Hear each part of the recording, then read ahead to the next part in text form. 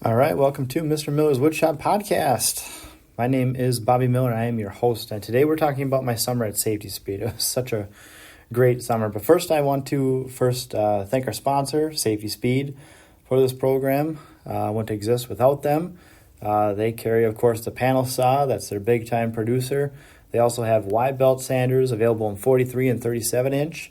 3 different versions of a screw pocket machine, good, better, and best if you ask me, as well as a edge bander. Almost forgot. Hot air and glue pot options there, and do anything you need sheet processing wise there. So I want to get into it today, but please also make sure to rate and review this podcast. Follow me on all the social media channels. I'm on Instagram, Facebook, LinkedIn, Twitter, YouTube, and of course these podcast channels. So look me up there. Reach out to me. I also got an email, mrmillerswoodshop@gmail.com. So everything is at Mr. Miller's Woodshop if you need to find me. Okay. So a little background. I've taken summer jobs now, basically my entire adult life. Going through high school and college, I worked summer gigs when I wasn't in school. Everything from UPS to roofing to painting to plastics. From there, I kind of branched out and did my own landscaping thing. I started a company called 3M. It's not the one you're thinking of. It's Miller Maintenance and Mowing. Gave that up when I finally got my big kid job teaching at Cambridge High School. And from there, I worked 2 summers at Knapp Classic Cabinetry.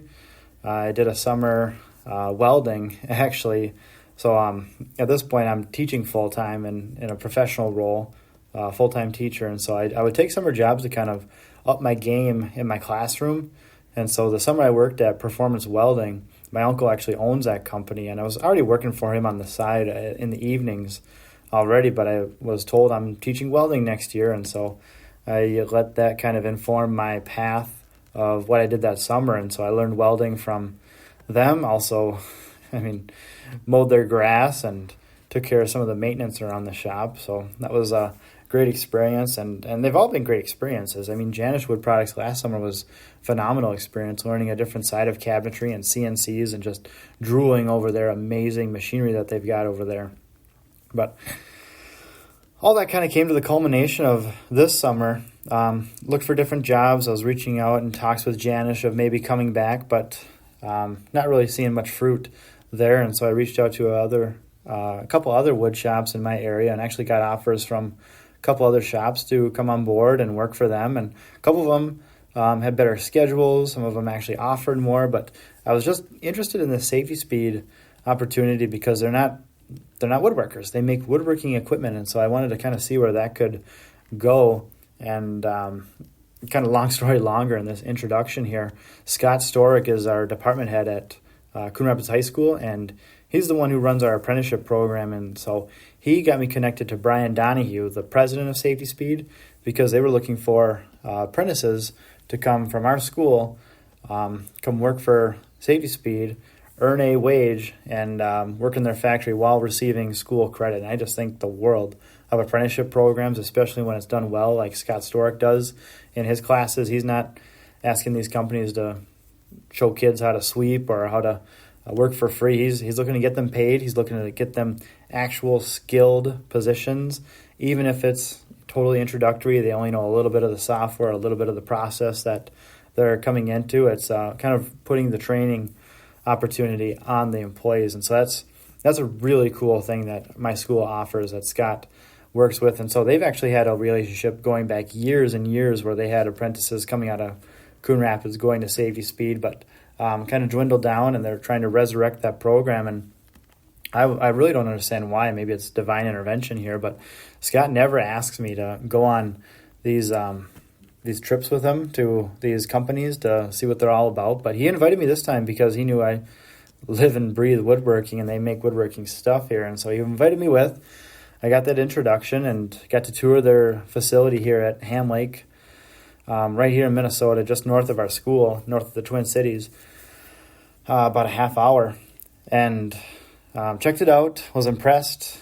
Sleek, lean operation. They have got, it's a very professional, clean shop, and that's just a couple things that jumped out of me right out of the bat. And there's actually an employee here, John, that was a Coon Rapids grad way back when, and so he actually spotted Storic and said hello, and we got to talking with them, so that was kind of neat. But then it kind of just went away, and then maybe a week later, Brian actually came in to see Scott. He set foot at Coon Rapids High School, which is a thing that a lot of industries don't do, where they're willing to actually show up to their local school.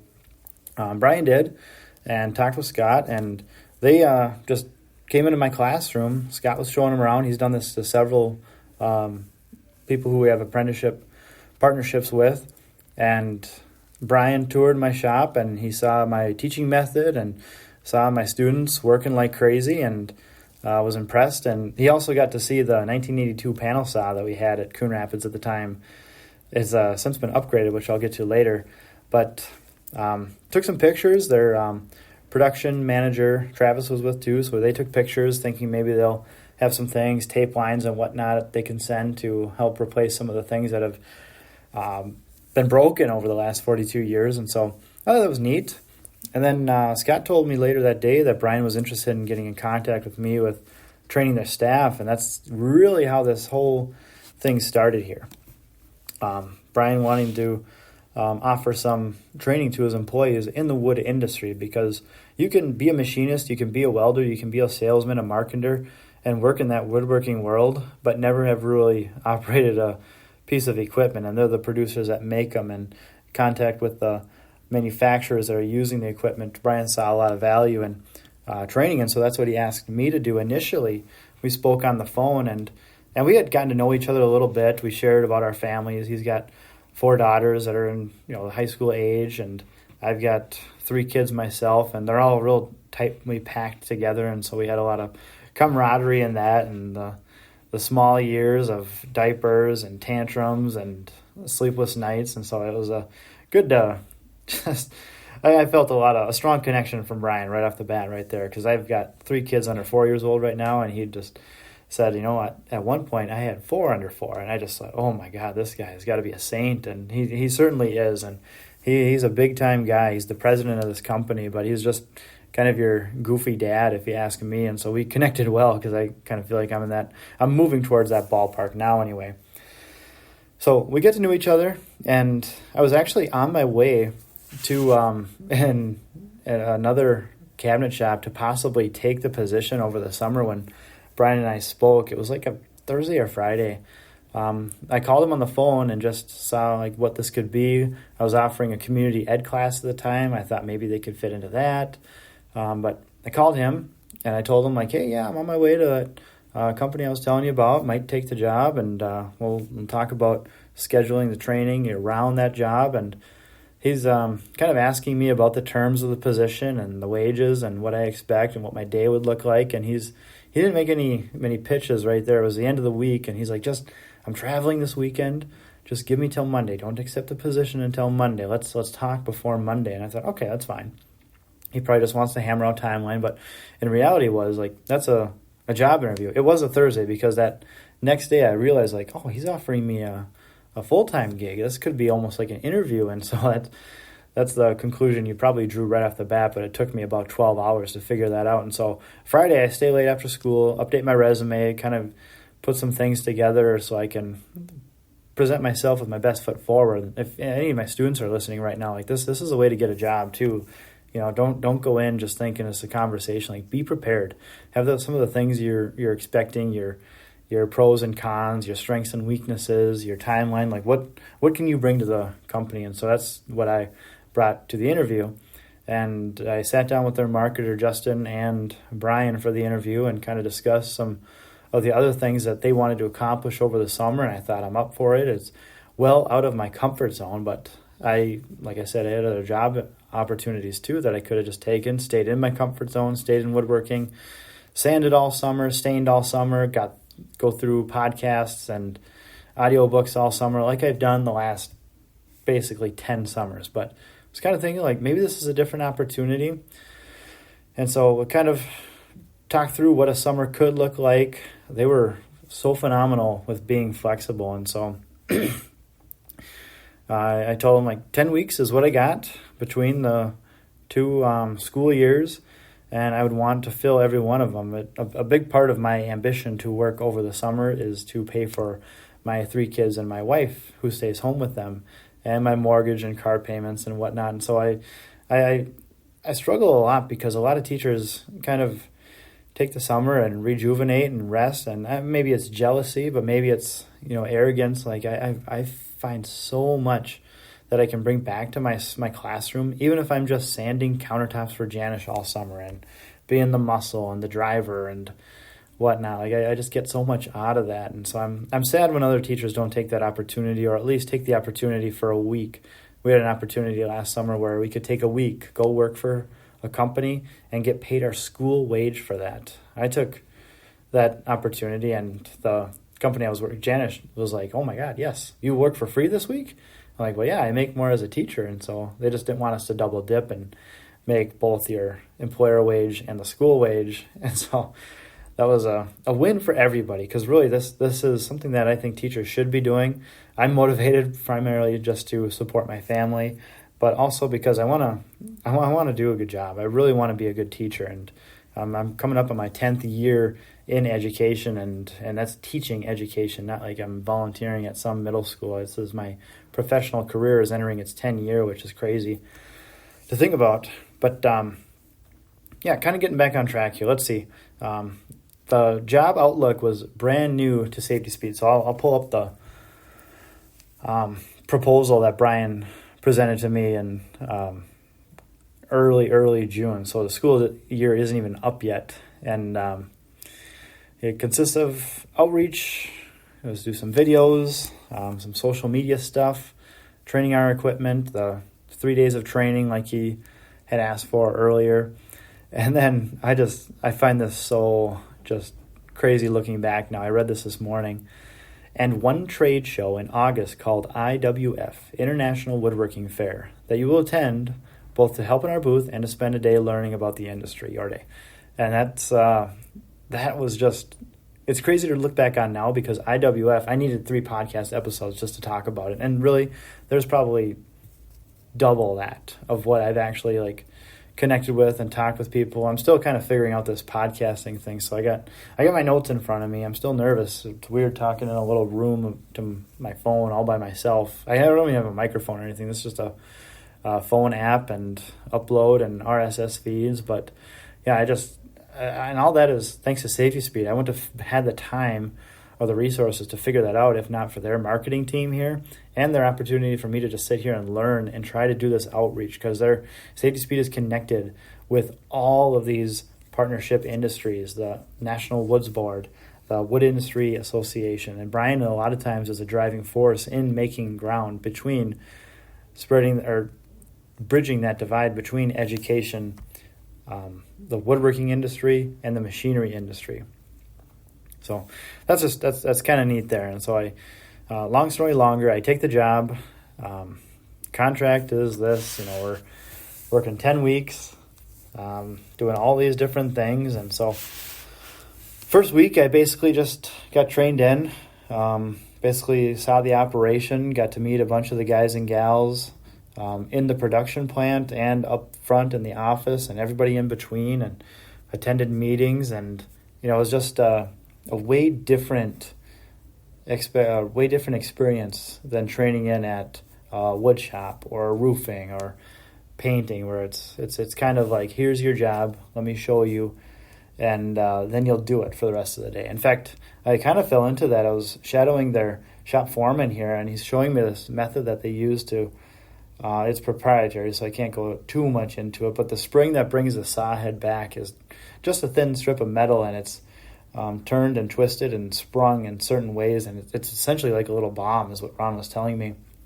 But he's showing me how to do it, and they've got some specialty tools that they manufactured in-house here, and I'm thinking okay, I guess this is what the rest of our day is going to be like. He's training me in how to do it, and that's what I'm going to do, because that's how I've always had summers go. And then after he's done showing me, he starts walking away, and I'm like, do you want me to finish this up? I might be able to figure it out with some guidance. He's like, no, follow me, we're done with that. he's just showing me the operation here and some of the innovation that they have in their plant, and it's just so cool to be able to experience that, but then not have to go and do that for the rest of the day. Got to sit down with Arian, their direct salesman here, go through all their machinery, their brochures. I worked with their marketing guy that first week. He showed me all the videos on their website that they've done, and these are professional video. I do instructional videos and edit them on CapCut, and try to be good with my staging and whatnot. But this videographer that I bring in here, I'll talk about him later, but it's just phenomenal. But anyway, that's the first week. Then that's when Brian actually sat down with me and we kind of planned out what our summer would look like. And, there are a lot of empty days initially, but they just got filled up so fast and the training came so quickly. And so the first big thing that I wanted to prepare for was this training. And so big reason why they hired me was to do this training, to teach their employees how to be a woodworker and see what the industry is doing and use the machines. So I created some curriculum for the public. Just projects with Safety Speed saws. It's not a curriculum you buy or anything. All of their plans and whatnot are going to be on their website that I developed for them, and I've got them too if you need me to share them. But I like that they've got such a powerful website. It's protected. They've got people from Pakistan that try to infiltrate their website, and they've got all these. And this is just kind of a funny thing I caught wind of. They've market through there and they sell through there, so they've got to guard the identities of everybody using the site. And Justin is just the man to make it so that you can't penetrate this website. And so I want to use that website to decipher these plans, and I included some of the ones I made outside of Safety Speed's time just to kind of localize them. I can have a link on my link tree for you to find them, and easier than just a Google Drive folder that you'll need editing rights to. This is just on a company's website. It's easy, and they paid to do this, so I'm not, and we share it, but they paid for me to do all this stuff, and so I'm grateful for them too. So I want their website to see some traffic. So I got to work on the plans. First project was this bookshelf that they were already doing. They've already done this, and their claim to fame is it's a one sheet of plywood, makes one beautiful bookshelf. I've got one in my home now that my wife just loves, and the plans for that were written already, but they were written as if you were presenting it to a fabricator or a machinist to build. And so I wrote them my style with students in mind, and the hope behind it is just other classrooms can use it. Just about every classroom has a panel saw, and so they can use that and be all set up already, because there's a lot of teachers out there that get shoved into the wood shop because they couldn't fill a position. They can't let the program die, and so maybe you're a science teacher or a social studies teacher, and now you're the woodshop teacher. And so that's the meaning behind the plans, and the vision that Brian Donahue had was to make these available to everybody, and they're for free. So don't think we're making any money on it. I made money on it, but that's just because I was given a hourly wage while I'm here. So plans are free. Did all the videos for them. And kind of the plan was to have everyone, when we do the training, do a bookshelf. But I built one and thought, this is really intense. This is involved. Maybe we do something else. And so I developed a curriculum, a plan for a cornhole set. And so I thought that could be kind of fun. Pair people up. Each one of them builds one set, essentially. And then we got a whole bunch of cornhole sets for us to play. And then kind of experienced, the build of that. And that was a lot more... I borrowed from, this old house's plans, and I adjusted the plans too, because I wrote them for more of a construction program's initial project. So you learn some framing mechanisms, you learn some vocabulary, it's all written with teaching in mind. That's why I say it's curriculum, and it's teaching hands-on, applied stuff like that. So that's kind of the heart behind that. But kind of the time it took for me to build it made me think like this maybe not the right project for us to do. And so I'm kind of back to the drawing board.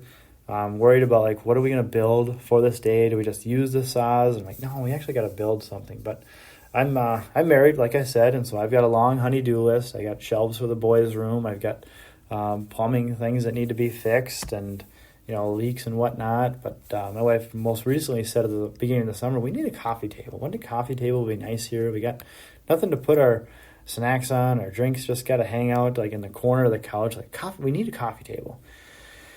And I'm like, well, don't buy one. I'll build one. And she's, of course, like, when? And it's a cute conversation, cute back and forth between my wife and I. It's not like this is an argument we had, but I'm happy to do all this stuff too. And this is the first time I actually looked at some pictures, got some inspiration from Pinterest on what a good coffee table would look like. I went and looked at actual sizes and dimensions, and I thought, boy, I could do all the sanding on this with a safety speed sander. I could put it together, assembled it with screw pockets, cut everything on the panel saw, and it'll be plywood to be cheapest, and so I can use a safety speed edge bander. And so this was such a awesome thing because the shelf is which Brian was kind of the brainchild for, and that uses 3 safety speed pieces of machinery. However, the project I came up with uses all 4 of their major pieces of machinery in their sheet processing flyer. So that was a big kind of thing, and I wrote it to where I would only use a half sheet of plywood, and that made it even better because now it'll be half the price of what I would have to basically expense safety speed with buying the lumber. And I can honestly say it's the first time I had an idea. My wife had the idea, but I had the vision to build a woodworking project, write the plans for it without borrowing ideas from Wood Magazine or the Wood Whisperer or someone else in woodworking. This is one that totally organically came from my own mind and my own imagination. And I got to thank my wife for the motivation to do it. And so that's the project I went with. And I figured there's got to be some classroom side to it because there's a lot in woodworking too that I go throughout the year, and I just chunk it up into 2-minute sections and in a slideshow with basically a word of the day. And if you're a student of mine listening to this, you know this well, that you come in, you sit down, you write down the word of the day. I'll talk about it briefly, like honestly maybe no more than a minute or 2 of what the process is, whether it's a pocket hole or the anatomy of plywood, or why we get Baltic birch from the Baltic states, like little things like that. I have compiled into this great big slideshow, and I've got memes in there that kind of keep things funny and fresh while kids are waiting for the next slide. And it's literally 2 to 5 minutes tops when I'm talking about this stuff, and I can take attendance at the time. I can give announcements at the time. Sometimes I don't even talk about it if it's just a simple thing like pocket hole screw. I'll have a picture of one up there. They can write about what it is, and it's a screw. Okay, but it's a special one for cabinet making, and so they get that, and that's, what is that? I got my timer here. That was 10 seconds of talking, so that doesn't take all that long. But I compiled all these slides into a new slideshow for the Safety Speed woodworking seminar, and I kind of thought I'll just use my Woods 3 slides. Like, they're good enough. Like, it's just a summer job. It doesn't have to be big time. It doesn't have to be like way out of my way. I know this is just a temporary thing. But then I kind of got thinking too, like I really don't like, excuse my language, but I don't like to half-ass things. I like to do my best. I like to really give it my all. And so I started thinking like, well, I don't have any experience teaching adults. I'm teaching adults at this point. Some of these folks are twice my age. And so I need some background. Brian says, there's not a lot of folks here with woodworking background. And so I kind of take that for what it is. All right, I'll make a survey. And so I spend about literally a day crafting the survey with questions about their background, questions about their work history, questions about woodworking and machining and measurement. And so it's not like they took them 4 hours to do this survey. It probably took them less than 5 if you go out and ask them. But I had probably 20 questions on there to kind of ascertain where they started, and the results were really shocking. Like it was average of less than 1 year of woodworking experience across the entire company of 30 plus employees. The pre-test that I gave them inside that survey, the average score was 70%. And so Brian was right that he's got a staff that is very good at what they do, but didn't quite have the understanding of what their clients do. And so I think this was a visionary moment for Brian, that he brought this into fruition. And I was still a little bit out of my comfort zone teaching adults. And so I'm like, okay, the best way for me to calm that is to prepare like crazy and do a good job. So sent out that survey. Several people didn't want to do it because they were still unsure, like if it's going to be a mandatory thing, and it was determined like, yep, it's going to be mandatory. You got to do this training, and it's not because we hate you. Like it's still a paid day. It's still a opportunity for you to grow, which for some people they don't want to, and that's kind of crazy. And there was only one, maybe two, in this camp, but one of them, just a kind of a clown of a guy. When I built the Edge Bander my first or second day, he kind of came around and introduced himself, and he wears these funny shirts, and got up to a great start with them. And then he hears that this training is mandatory. He comes up and he's like, "I am not Billy Madison. I don't know why I have to go back to school. You're a high school teacher. Like I feel like I'm not, like we don't need to do this. Like I might just call in sick that day." And that was really discouraging for me. And I stayed professional and empathize with him, because I truly do. Like he's a master at what he does. He builds panel saws that would just blow your mind. What's like this isn't your grandfather's panel saw. Some of these machines, they turn on at the start of the day, they don't turn off, and they never stop ripping or cross cutting. And he's the man behind it. And so when I get that bit of feedback, I'm like, oh boy, this is way out of my comfort zone. Maybe I go back and take some of those offers that I was turning down at the beginning of June, but I know I'm going to keep with this. I'm going to prepare like crazy and do a good job. And that's precisely what I did. And I won over those folks. So the first group I had, we ran this over 3.5 days, essentially, with groups of about 10 of the employees. And they were great. The first group came through. They were kind of my guinea pigs, because I scheduled it so that there would be about an hour and a half of classroom to about an hour of building each time. And that kind of inverted towards the end of the day, because I had these slides that I figured, okay, each one is about 2 minutes at Coon Rapids when I'm teaching there. And so I kind of math it out. Some of these ones are longer. I got to do my own introduction, but I'll talk about what wood shops are like in schools, and then I'll tell them about the science of wood, and then we'll go out and build. And so they'll get some break from listening to me. I can get a little break myself while they're building, and pair them up, whatnot. And then we'll come back to the classroom, talk about machining and joinery, and have some more fun. And what's really crazy too is there's some really brilliant engineers here that probably knew all of this stuff, and they, for the most part, didn't give me any guff. I mean, some of them, one of them, I had a whoopee cushion put on the last classroom time, but that wasn't a big deal. It was kind of a funny thing. It's the guy I built the Edge Bander with, so it was like good-natured deal. But like, I'm nervous, but I got them all early when they started building. I used my method of QR codes to teach, and so that was really helpful to some. They were able to give me good feedback as adults of like, hey man, a couple of welders told me like this doesn't make sense. And I look back and like, yeah, I guess so. That was one of the first videos I did for the project, and I could see why it doesn't really follow that pattern.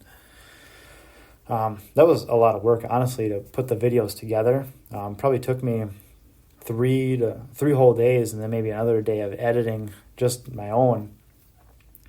And so that the feedback was good. And it was funny because I described my method of the QR codes, and I got a whole podcast on that, so I won't go into that. But I don't do live demonstrations. If you want to know how to drill a pocket hole, I'll point you to a video.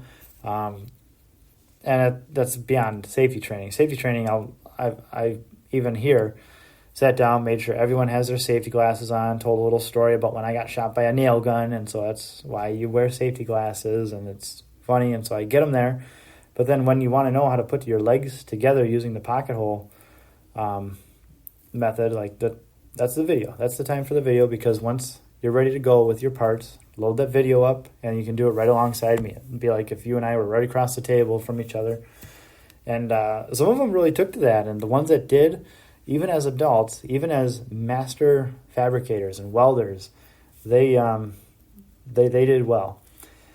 Some chose not to do that. One in particular is our head of sales here, and he was with the only other woodworker here who actually builds the crates and pallets that the machines go out on. They looked at the picture and like, yeah, we can do that, and they cowboyed it and got it done. But they went a little bit out of order and out of my build methods, and so at times they're like, oh my gosh, we put those on too early and we can't take them off, and now we got to sand this whole top. It would be nice to use our wide belt sander, but we can't because the legs are already on. And so I just kind of giggle and laugh because I watched this entire thing unfold, and it was kind of a case study for me to see, like, will this work with adults? And well, it does, because there were a couple of the employees with under a year who were going through the videos, and some of them that were, more of the office types that were going through the videos, and they're getting it done. Even better than this, couple impressive individuals. So that's just a little funny observation that I made, but it's encouraging because it fits high schoolers. It also fits adults as well. It's just my professional development opportunity to see, like, what is that difference? What do I need to say? What do I need to do to actually get them to watch that video when they're at that step? Because I can watch them as they're putting it together and be like, oh, that's wrong. You're going out of order, and your plans are right there. Like, what is the missing step here? Is it pride? Is it I can do it myself? I just want to look at the pictures. Like, I want to know what that piece is. And so if you've got the answer, write into me, please. So that was the trainings. They were fun. We built the coffee table project. We've still got a stack of them here at Safety Speed. If anybody is looking for coffee tables, I'm sure they'll sell you one. They got a great sales staff here to sell you one or two.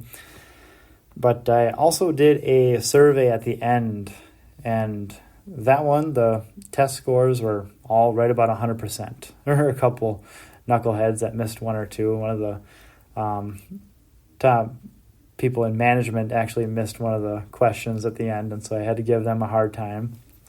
But some of them said, like, I'm 50 years old and I've never used a drill, and it was just a piece that was blocking me, and there were a lot of people that wanted a second lesson, or are you going to do this next summer? And I heard lots of glowing words of affirmation from that survey. And so to anybody at Safety Speed listening, I'm so grateful, because that was the most nervous I've been teaching in probably 5 years.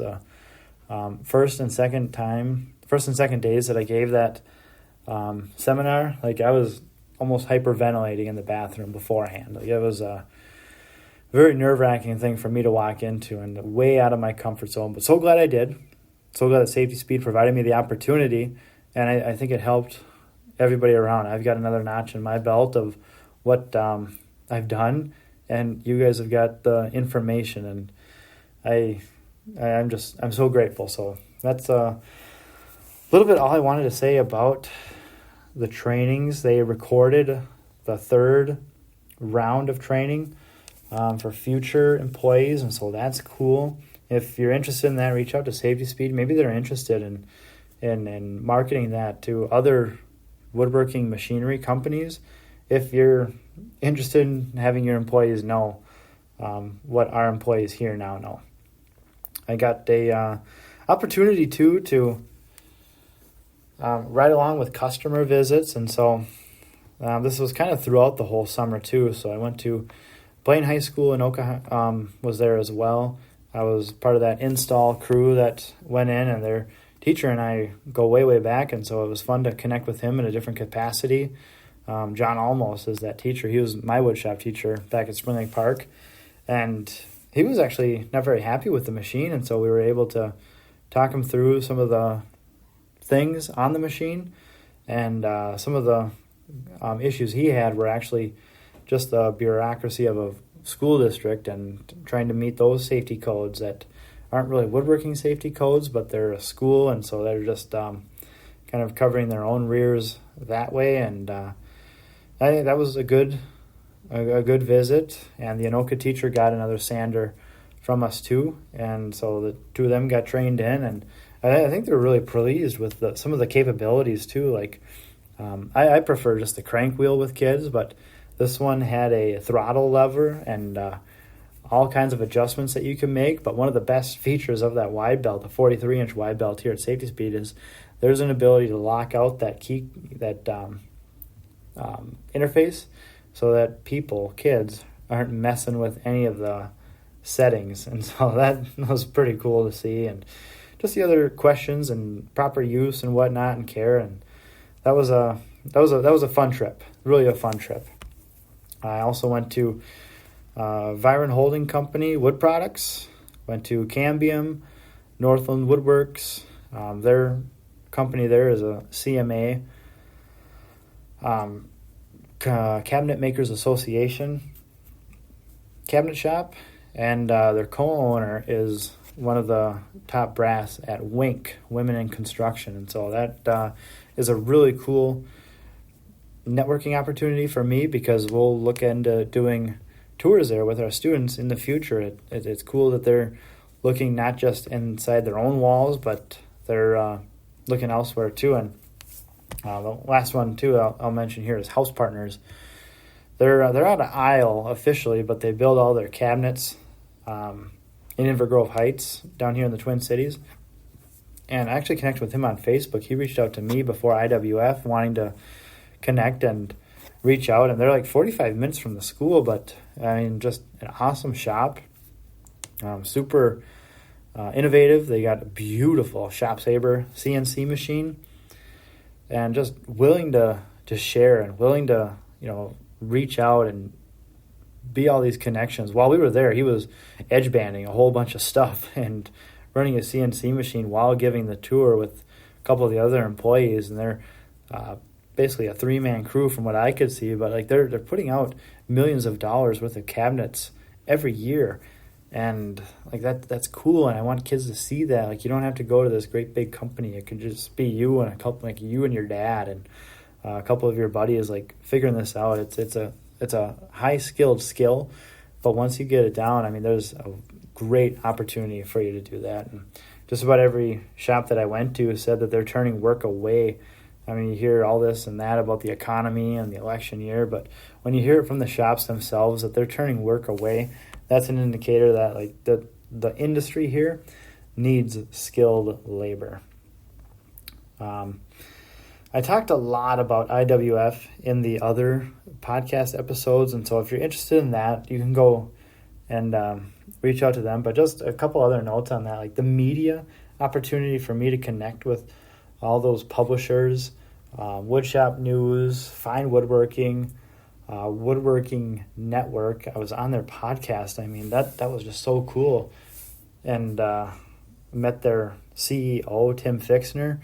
His business card was made out of wood. It was a little, maybe 1 mil, half mil piece of oak veneer with his name and company stuff printed on there. Like, it's just so cool. But the media, that's one thing that really gets overlooked, I think, in our industry. Like, it's a big thing to put yourself out there, and really necessary if you want to grow. And so that's one thing that I'm just super grateful for, and that Brian Donahue has these connections. I mean, I was walking the show, and Brian called me and said, "You need to get back here now.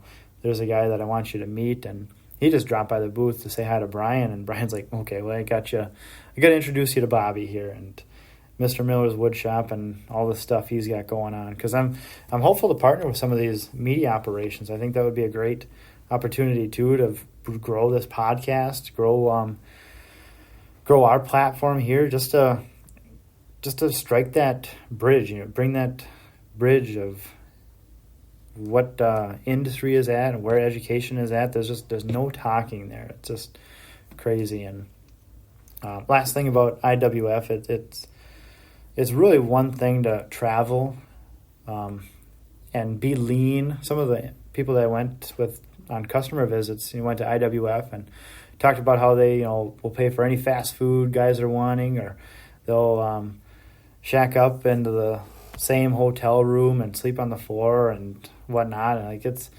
it's one thing to do that, and pay for that, but for my experience at IWF, it was really one of luxury, one I don't really get outside of here. They paid for every single meal. They paid for me to have my own hotel room. I didn't have to share with anybody, and their reason was like sometimes you just want to decompress on your own, and they kind of joked around like, yeah, sometimes you'll get sick of us here, and it's like that isn't the case. We went out to dinner every night, pretty much all of us voluntarily, but to have your own bed, your own hotel room, that's a pretty cool thing. Like that's something that they did not have to do, and our conversations were largely woodworking related and selling machines related and networking related, but there was always time too to like, hey, how's your family doing? I heard this is the first time you're leaving your kids with your wife alone and traveling, and how you doing? Your kids all right? Your wife okay? And I had asked them like, where's the best place to get souvenirs at, say, Atlanta, and there really wasn't much downtown, so they basically just told me the airport, and that's what I ended up doing on my way out of there. But I just think that is a pretty cool thing that they're willing to do that. And probably got to wrap this up here pretty soon. My phone is about to die. But I also had the opportunity to shoot professional video at Safety Speed, and so Ever Clark Productions is the company that Safety Speed contracted through to take video. All the instructional demonstrations for the cornhole set and the bookshelf were done here at Safety Speed in the showroom, and it was professional. I mean, I wanted so badly not to like this Micah. I heard about him all summer and how great he was with video, and I'm like, God, what? I wish I could just take that chunk of change that he's going to get and make the videos, because, like, look, I did it. I did my videos and used CapCut for the coffee table in preparation for the woodworking seminar. But like, how much better could they actually be? And we got the video, his version of the raw video. They're as good as I've ever seen on TV as far as like This Old House or any other like do it yourself, like what was it? I'm blanking on the name of the show, but Norm Abramson. I'm blanking on it, but Channel 2, early morning, like, still has it on. Like, it looks like that, but professional, and it's me in there, which is just so crazy. My wife and I watched the raw videos. He calls it raw, but he told me yesterday, we had a meeting, that he had it an hour and a half of footage and got it down to 25 and 27 minutes per project. And so each project warranted an hour and a half of footage after shooting for 8 hours, and each project hour and a half, and he got them each down to under 30 minutes, which is pretty cool. And so we watched that before bed after we put our kids down, and just crazy. I mean, the lighting, the audio, I was all microphoned up and whatnot. He said there was only one time when his microphone failed, and it was user error. All right, and I was the user. I pulled my tape measure off of my belt and ended up unclipping the cord that was tucked into the Bluetooth unit in my pocket.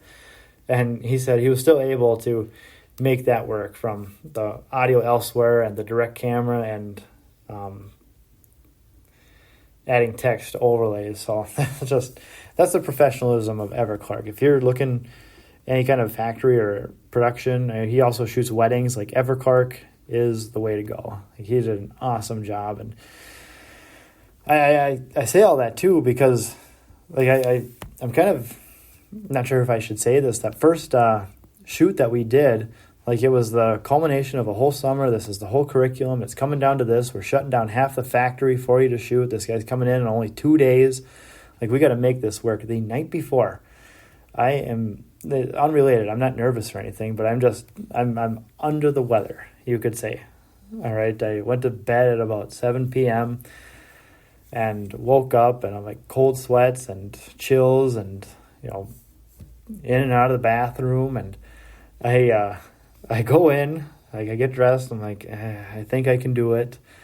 I get in about 7 and nobody's there yet. And I'm nervous and I'm just clammy and cold sweats, and like I think I can do it. Like a lot of this, like shutting the plant down, different machines and whatnot, like this is all kind of coming down to me. So I want to show up for this company and make this right. And I don't want to call in. I really think I should have. However, if any student of mine are listening, like call in when you're sick. That's just the bottom line. But I didn't. I should have. So if you ever watch that bookshelf, I might cut all this out of the podcast just so you know. But if you ever watch that bookshelf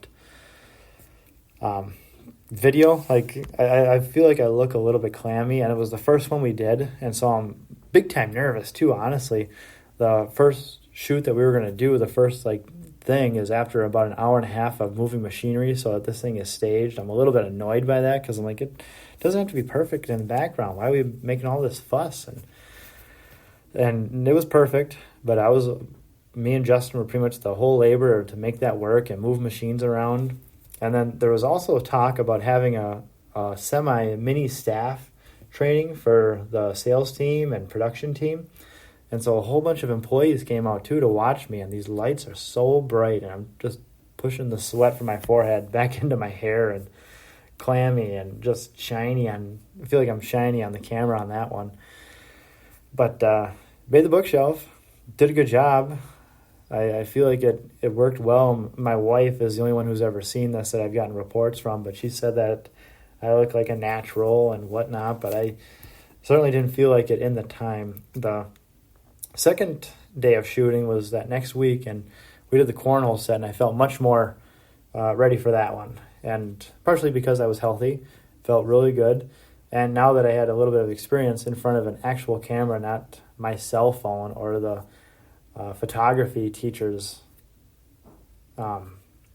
camcorders, I felt more comfortable there, and I'm hopeful that there's more in the future. I really enjoyed that because it's what I do all day long, just explaining how to build stuff and some proper tips and tricks, and try to have fun along the way is really what I'm all about, and what every shop teacher is about. So like if you're looking for anybody to do that, like reach out to your local shop teacher. They'll be able to help you out pretty good and probably have some fun doing it along the way. So that was Ever Clark Productions. Micah, I just wanted so badly not to like this guy. I couldn't help but like him because of the quality he did. He was fun to work with.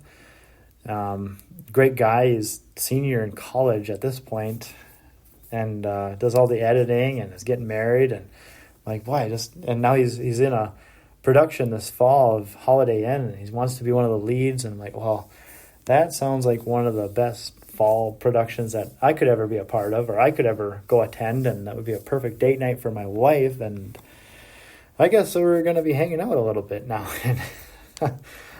So that's just really cool. And just the culture and the network that Safety Speed has is that they just attract these sorts of individuals. I mean, I could almost go a whole other podcast on the IWF show of everybody Brian introduced me to and their character and how they're supportive of my little project here and the podcast. And it was just I don't know, it was a great summer, that's for sure. And I would not have gotten the panel saw if not for working here is my thought. I mean, they expressed that they wanted to donate some stuff to pimp out our 1982 model, but I don't think we would have gotten the panel saw if not for me working here. I certainly wouldn't have been in Atlanta, Georgia, so the Cabmaster partnership wouldn't have happened. And so if you add those two together, that's up, well over $15,000 worth of value that get added to my school. That has not happened for any other summer job that I've ever taken. And it's a little funny too, because I took a salary from Safety Speed and it did not equal that $15,000, well below that, in fact. And so I'm a little salty too. Like, I worked more for Coon Rapids High School and the Anoka Hennepin District than I did for myself this summer. But it's all in the hopes of helping kids, and my family is still going to eat. So I mean, we're good on that front. And like I said, their donations, they did not have to do that. It's a pretty cool thing. There were things that we didn't actually get to this summer that I'm hopeful we get to in the summers to come. So the wish list was a Colorado Springs visit. That's where the Mill woodworking school is, out of Colorado Springs, Colorado, and I got a note here next to the itinerary Brian and I put together one of those first weeks is that hey, maybe next summer. It's on the way to AWFS show, that next woodworking show in Las Vegas next year. Like, maybe we stop there on the way. So maybe that happens. We never connected with some of the other teachers that we wanted to, but I mean, I totally get it. You want to take a break from teaching. It wouldn't be much financial value to you to just meet with me in the summer, and we can think about the motivation factors there too. But I wish that would have happened. It was a bummer it didn't happen, but I totally see why it didn't happen. I'm excited for a future partnership with Safety Speed. Right now, what we've got on the books is a manufacturing day, which is going to happen October 3rd, right here on the grounds of Safety Speed in Ham Lake, Minnesota. And I'm taking my students. I got an email from our college and career specialist this morning that what the bus is going to look like, what time we got to be there, and so just finalizing things like that. And I don't know if it's a Minnesota thing, but October is manufacturing month, and so that's actually not on manufacturing day, that October 3rd, but that next day, October 4th, is manufacturing day. And I'm hopeful to tour around Anoka with Brian from Safety Speed, and I'm already going with my school because the Chamber of Commerce will be there, and I'm a manufacturing teacher, and so it's a pretty cool thing for me to be a part of. But I think that's about it. I mean, the probably the best part of my summer, like just personally, was I'm close to my house. I left work each day, really on my terms. I wasn't beholden to really any clock. I worked till 7 to 3:30 just about every day, with little variation there. And when I got home, I was full energy, wasn't all dirty, and so I was able to be there for my family. While I was at work, I was supported and encouraged from every single one, from the production floor to the sales staff to marketing to their continuing improvement people, their engineers, their everybody here. Everybody here, like Safety Speed, thank you so much for a wonderful summer. It's been head and shoulders above all the other professional opportunities and personal experiences I've had over summer, and I'm hopeful that I come back. I'm hopeful that I come back to Safety Speed. I think there's a lot left for us to do. I think there's more ground to cover. Safety Speed also is in the graphic design industry, which I actually teach graphic design too, if you didn't know that. And they got all these vendors and all these people that do screen printing and graphics right here in the Twin Cities. And so, like, how cool would it be to do another summer with a different tune of let's talk graphic design now. So I'm hopeful for that, but ultimately just thank you, Safety Speed. They're the sponsor of this podcast. They're the reason why this podcast was that got off the ground. I wouldn't have taken the time otherwise to do a podcast like this. So from the bottom of my heart, thank you, Safety Speed. Thank you, Brian. Thank you, everyone on staff here. This is Mr. Miller's Woodshop, and this is my podcast. I'll see you next time. Thanks.